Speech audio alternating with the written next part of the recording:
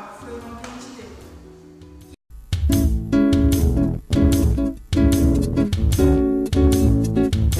A gente deixou torrar, não torrar muito, mas só a ponto da gente tirar um pouco da casca, que não conseguimos tirar tudo, de 1 kg de amendoim.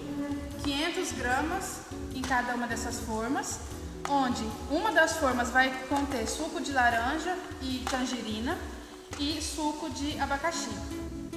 Na outra forma, a gente vai deixar no forno já com o suco, com o açúcar, de 30 a 40 minutos.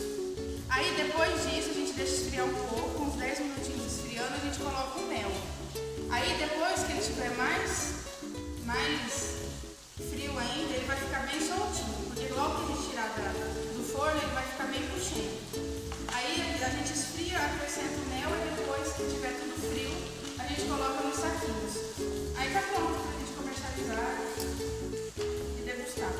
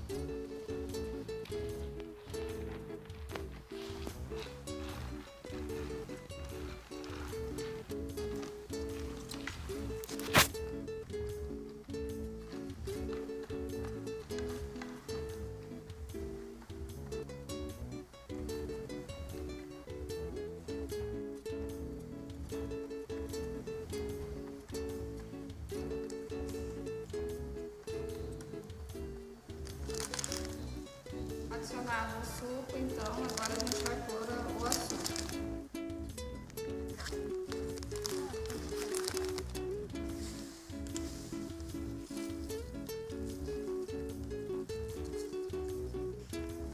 O açúcar é polvilhado por cima do suco, uma quantidade suficiente para ficar bem docinho.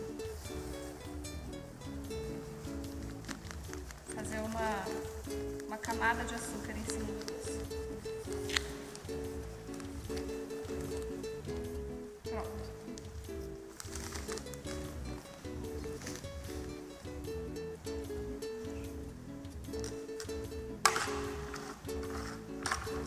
Agora a gente vai mexer para o açúcar se dissolver no suco e deixar um pouquinho antes de pôr no forno para pegar o gosto.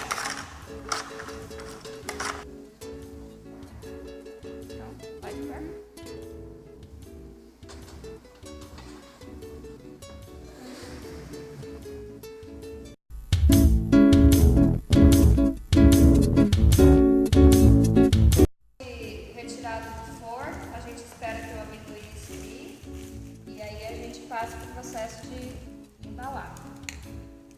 Dentro desses saquinhos a gente coloca uma quantidade que dê para preencher o saquinho e aí amarra.